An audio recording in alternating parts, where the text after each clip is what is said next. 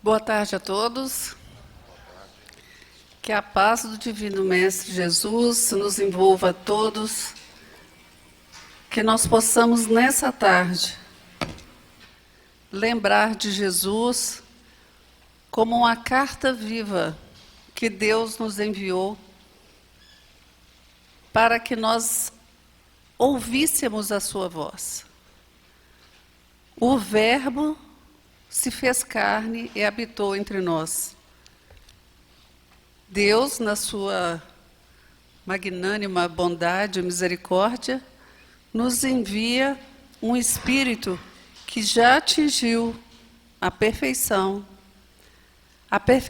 no sentido da comunhão com Deus, que já conseguiu equilibrar as suas duas asas, tanto da sabedoria quanto da moral, e vivia já, antes do orbe existir, em plena comunhão com Deus. E é por isso que ele falava, que ele falou, que ele e o Pai eram uma só. Eles eram uma só pessoa, no sentido de que ele vibrava na mesma sintonia de Deus. Quem depois fala isso é o Paulo de Tarso. Quando ele entendeu, quando ele absorveu, entendeu o que estava escrito, né, nessa carta viva, e ele chega a dizer, antes de desencarnar, que já não era ele mais que vivia, mas era o Cristo que vivia nele. Então, a expectativa da perfeição é quando já não somos nós que vivemos, mas a lei de Deus é que vive através de nós. Que nós estejamos caminhando para sermos realmente, para colocarmos toda a nossa utilidade, o nosso tempo, para sermos co-criadores, para sermos deuses com D minúsculo. Então, nós vamos trazer aqui, hoje, algumas passagens de espírito de alguns livros, e também vamos trazer a literatura do Evangelho segundo o Espiritismo, as nossas vibrações a Kardec e a todos os espíritos que ajudaram na codificação. E nós vamos tentar passar para vocês um pouquinho do nosso entendimento sobre o que é ser perfeito. E falar sobre o que os espíritos nos trouxeram e esperam que nós façamos para que cheguemos à perfeição. E hoje, não existe acaso, né? O Silvio está falando para a gente sobre a escala espírita. E a primeira escala é dos espíritos perfeitos. E essa perfeição é quando nós atingirmos a situação de espíritos livres da matéria, livre da influência da matéria, como Jesus o foi. O Miramês, ele nos fala no seu livro Ângulos dos Ensinos do Mestre, que é muito difícil a nós darmos conselhos, porque na maioria das vezes não praticamos o que falamos. E então não passamos segurança para quem nos ouve. Olha que interessante. Ele fala que é difícil para o homem dar conselhos, porque nós ainda não praticamos aquilo que fazemos, e a pessoa que está nos ouvindo não tem a segurança do que aquilo que a gente está falando é verdade, ou que a gente realmente acredita naquilo. Então, tem uma história que uns falam que é de um sábio, outros falam que é Gandhi, então eu não sei o autor. Mas é muito interessante que um menino procura, vamos supor que é Gandhi mesmo, né? que ele procura Gandhi, a mãe leva o filho, ele estava com problema, né, de diabetes, não poderia comer açúcar, e ele leva esse menino até Gandhi. E ela fala, olha, eu gostaria que você pedisse, orientasse ao meu filho que ele parasse de comer açúcar. Aí Gandhi olhou para ele e falou assim, volta daqui 15 dias. 15 dias depois, a senhora volta com o filho, e quando vai falar com Gandhi, ele fala, volta daqui 15 dias. Depois a mulher esperou, ficou assim, gente, mas que, né, ela pensando, é só falar com ele para não comer açúcar. Aí depois ela volta e traz o menino, aí ele fala com ela, olha, meu filho, você não deve comer açúcar, porque açúcar faz mal, principalmente, né? Aí conversou com o menino. A mãe do menino falou assim, mas Gandhi, por que você não falou isso desde a primeira vez? Ele falou assim, porque eu comia muito açúcar. Então, às vezes, nós damos conselhos, mas nós não vivemos aquilo. Então, por isso que nós temos que ter o cuidado de nós não passarmos uma falsa perfeição para as outras pessoas. De nós nos mostrarmos tão imperfeitos, mas, ao mesmo tempo, empenhados nesse caminho que vai nos levar à perfeição. E neste caminho existe um esforço. Este caminho não é fácil. Como dessa história, a pessoa, antes de dar este testemunho, ela precisou fazer um esforço para ter condição moral para explicar para aquela criança por que ela não deveria comer o açúcar. Então, nós começamos a entender que o exemplo é que transforma. O exemplo, a prática, a vivência, e a pessoa convivendo conosco, ela vai vendo que o que nós falamos está em plena concordância com os nossos atos.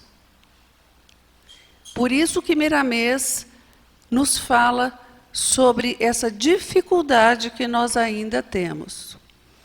Uma outra situação, eu não me lembro o nome do livro, mas que conta que um pastor, ele pregava, né, no Brasil inteiro, e ele tinha um seguidor.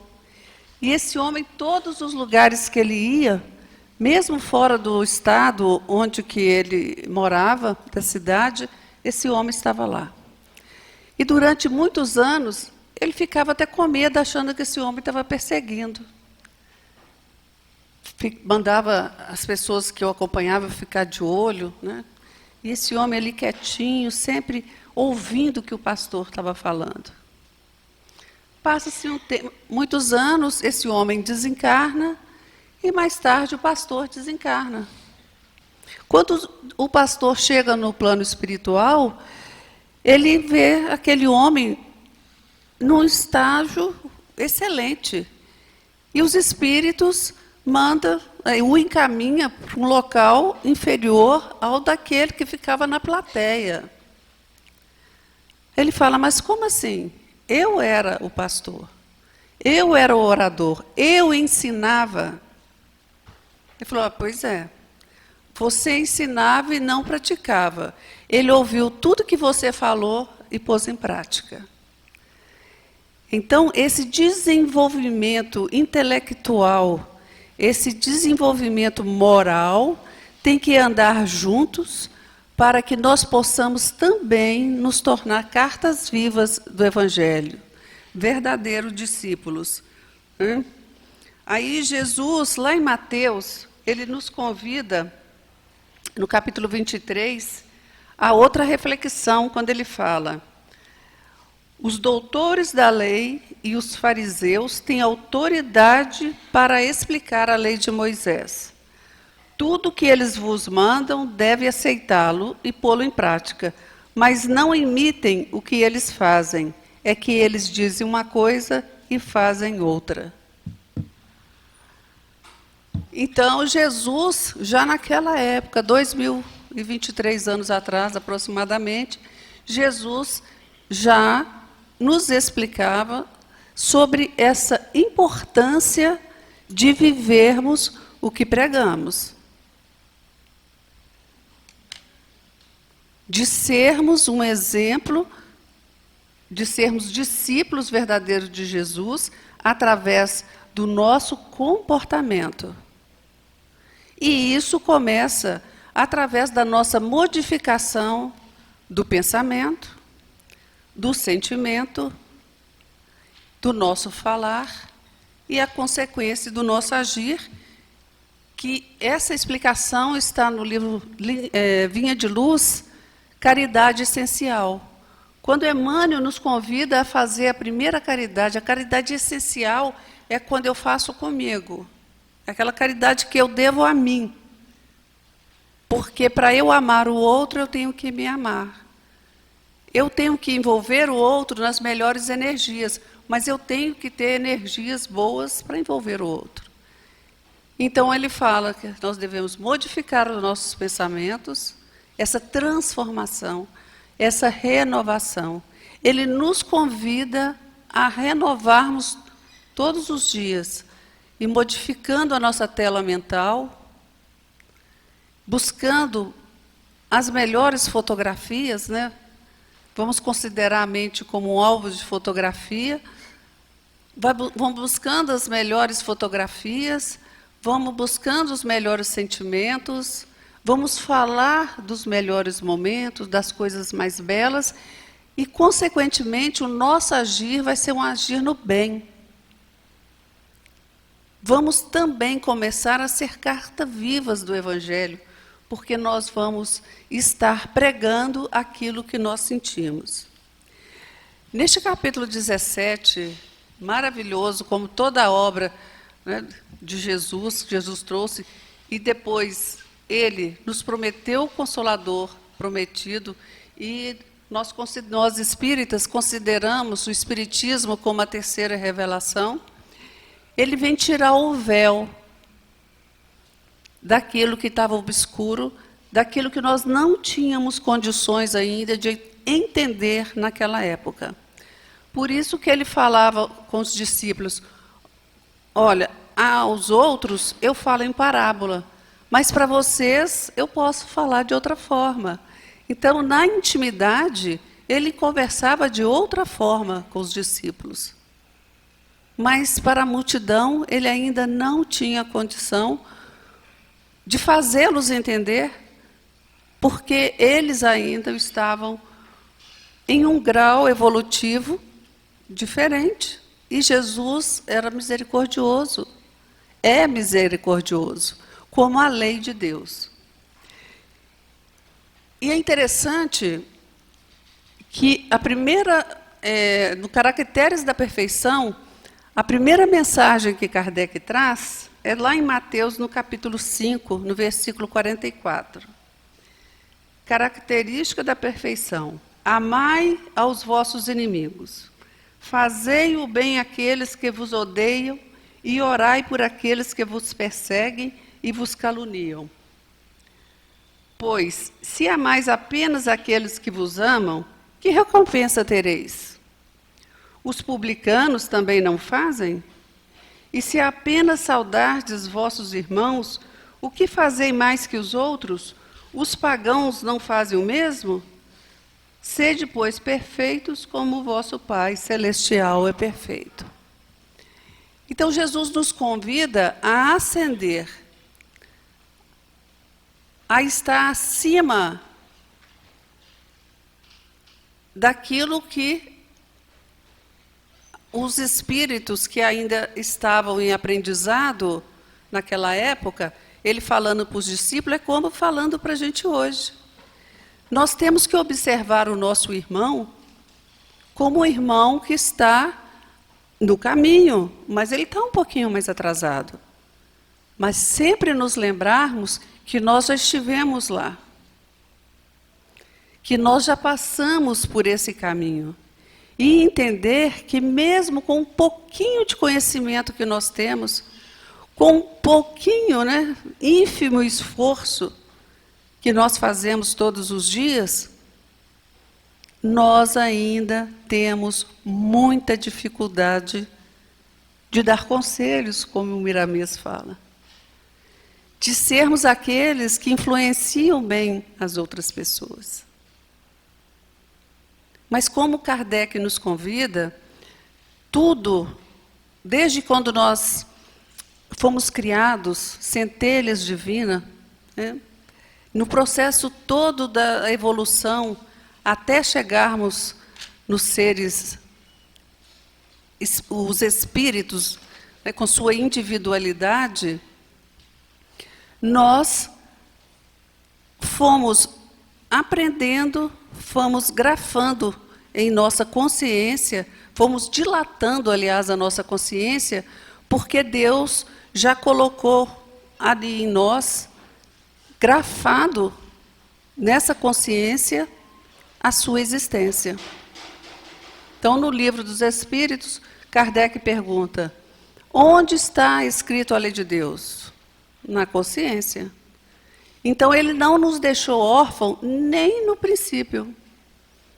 Mesmo no princípio, nós tínhamos a sensação que existia alguém cuidando de nós. E hoje, além de tudo que nós já aprendemos, nós temos a doutrina dos Espíritos, que abriu o véu do mundo espiritual, trazendo as benesses, mas também as consequências dos nossos atos. Então, nós temos uma oração dominical no Evangelho, que é o Pai Nosso, e Jesus nos ensina a fazer essa oração. Tem 2 pontos muito importantes nessa oração. Eu considero o Pai Nosso um contrato que a gente assina sempre quando a gente faz essa oração com Deus. Primeiro eu falo: Senhor, seja feita a tua vontade, assim na terra como no céu. Então, não é a minha vontade. A vontade de Deus, seja feita a tua vontade. E no final, já chegando no final, eu falo para Deus que é para Ele me perdoar, assim como eu perdoar os meus inimigos. Ou seja, se eu não perdoar meus inimigos, eu não mereço perdão. Não é um combinado que a gente está fazendo com Deus? Aí tem pessoas que embelezam o Pai Nosso, que falam assim: Senhor, perdoe as nossas dívidas na medida e na proporção que nós perdoarmos os nossos devedores. Nós assinamos um contrato quando falamos amém. Porque o amém significa assim seja. E o nosso falar é uma assinatura no universo. O nosso pensar também. Então, esse comprometimento que eu faço com Deus, o verdadeiro homem de bem, ele cumpre. Ele vai reconciliar primeiro com seu irmão, antes de pedir perdão ou levar a uma indulgência.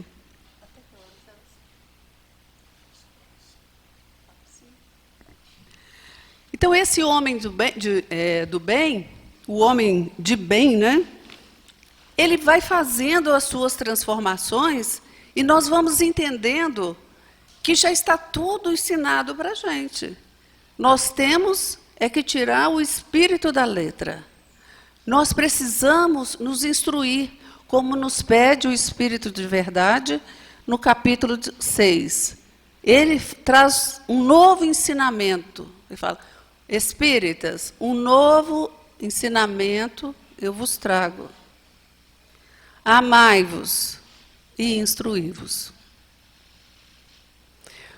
Porque quando nós nos instruímos, nós não somos colocados, como antigamente, eles rezavam a Bíblia de costas, em latim, as pessoas não entendiam nada, era só o que o padre falava. Hoje, nós podemos questionar. Eu falo aqui para vocês, vocês estudam, e depois vocês me questionam. Jacir, de onde você tirou isso? Não é verdade? Eu vou lá conferir. Se eu não tiver falado, eu vou lá conferir. Não com arrogância, que aí também não é atitude do homem de bem, mas porque o saber é importante. E ali, talvez, ele vai aprender muito mais do que o que eu tenha falado aqui, ou qualquer expositor, porque ele vai parar para refletir só naquele item. E vai ter um despertamento maior. Depois, vocês leiam o restante, tá? Dos caracteres do homem de bem. Inclusive, isso é uma receita de São Luís, que está lá na questão 919 e 919A, quando Kardec pergunta, né, qual o meio mais rápido para nosso melhoramento. E o São Luís responde para ele, né, conheça-te a ti mesmo. Aí ele fala, quando ele vivia na Terra, ele fazia isso tudo aqui, vocês vão perceber que ele se indagava todo dia se ele cumpria os deveres do homem de bem. Então, vocês vão comparar esses caracteres do homem de bem com a pergunta 919 e 919A do Livro dos Espíritos.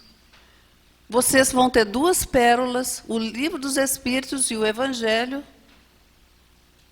explicando essa parte maravilhosa. Depois ele traz para a gente os bons espíritas. O espiritismo bem compreendido e bem sentido leva o homem naturalmente às qualidades mencionadas. É aquele que pratica a caridade como entendia Jesus.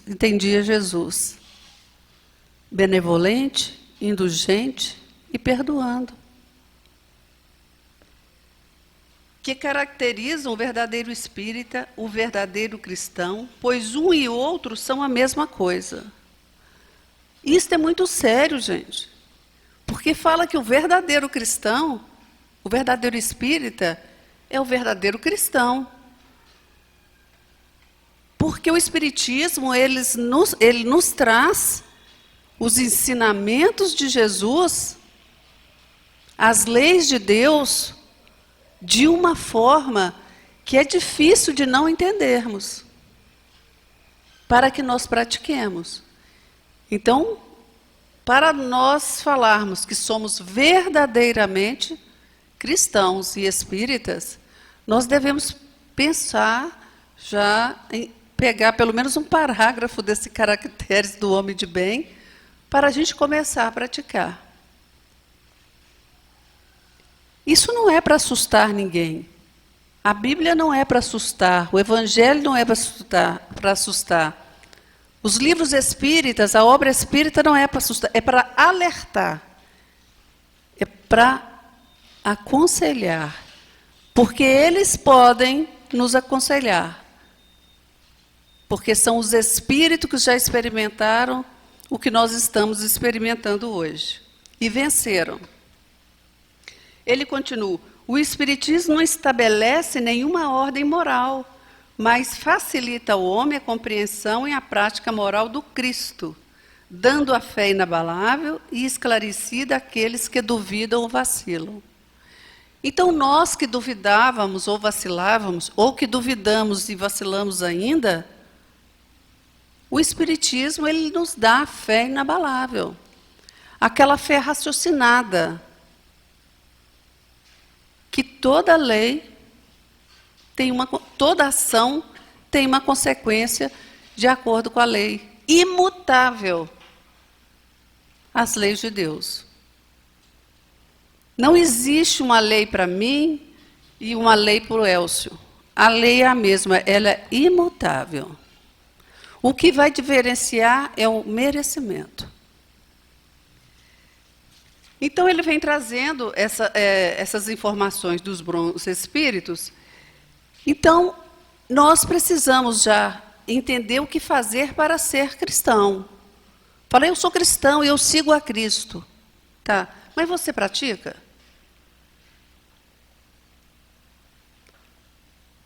Você pratica o que Jesus nos ensinou? E não é só a doutrina espírita.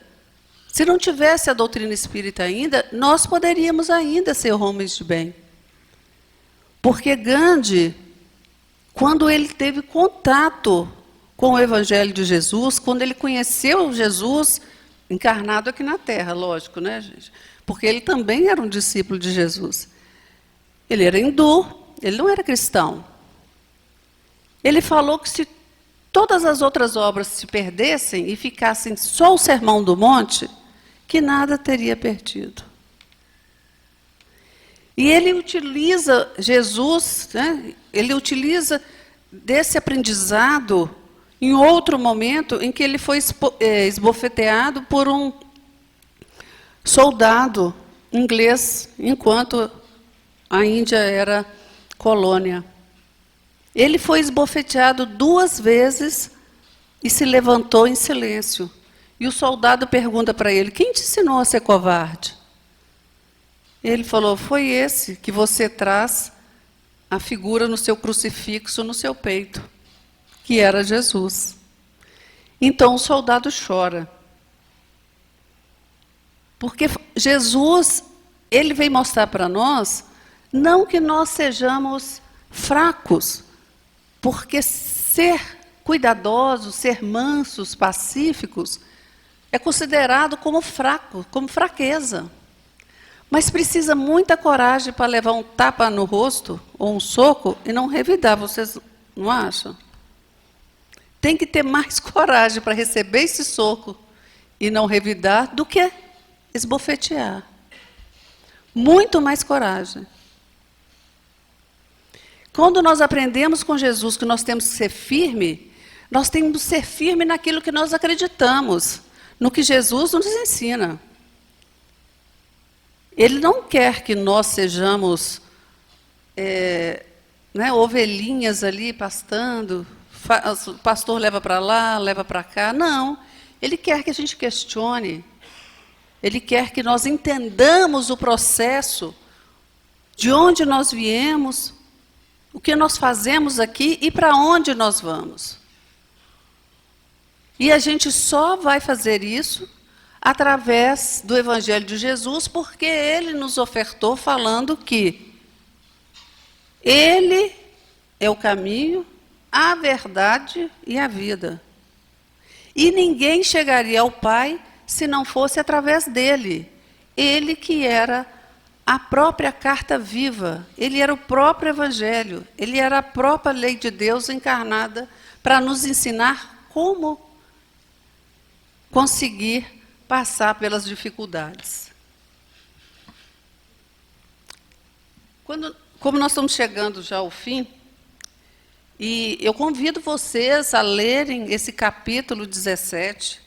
É um capítulo que nos faz refletir sobre aonde estamos e onde nós queremos chegar. Porque para chegar em algum lugar, nós temos que ter um objetivo.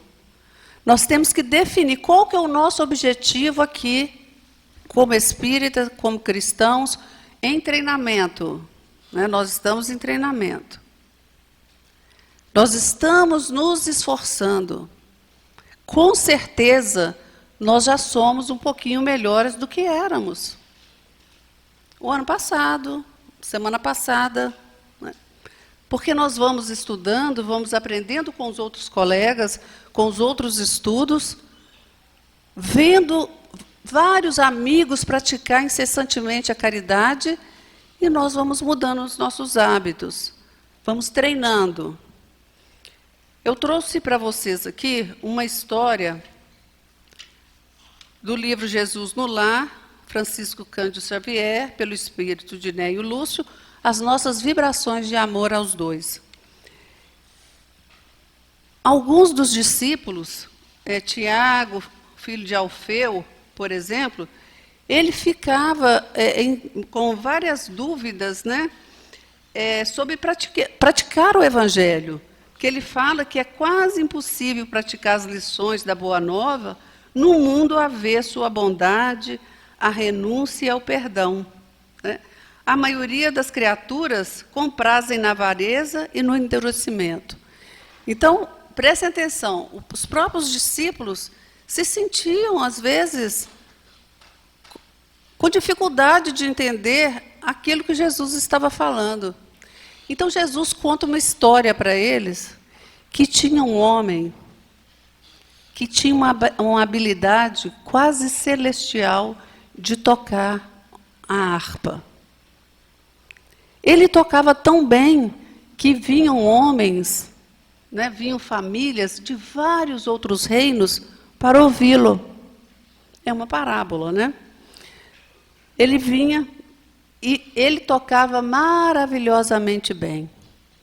Vinham sempre caravanas para ouvi-lo tocar em sua casa. Um dia ele teve um compromisso, foi nesse compromisso. Quando ele voltou e foi chegando perto de casa, ele ouviu uma música tão celestial, que ele começou a chorar. Ele falou: de onde vem essa música tão perfeita, que é superior à que eu trago, a que eu ofereço para os meus ouvintes? E ele, emocionado, vai entrando, vai chegando devagar, sem fazer barulho, para ver quem que era. Quem era que estava tocando essa música maravilhosa? E quando ele chega dentro de casa, ele vê o seu servo, que o atendia em silêncio, que levava comida para aqueles que iam ouvir a sua melodia, que o servia com toda a humildade, nunca reclamando, nunca com impaciência, mas se absorvendo naquela melodia maravilhosa e sempre prestando atenção no que o mestre estava ensinando ali. Então, quando ele terminou de contar essa história, ainda contou que este homem maravilhado, ele deu a liberdade a esse servo. E os discípulos e Tiago não entenderam bem.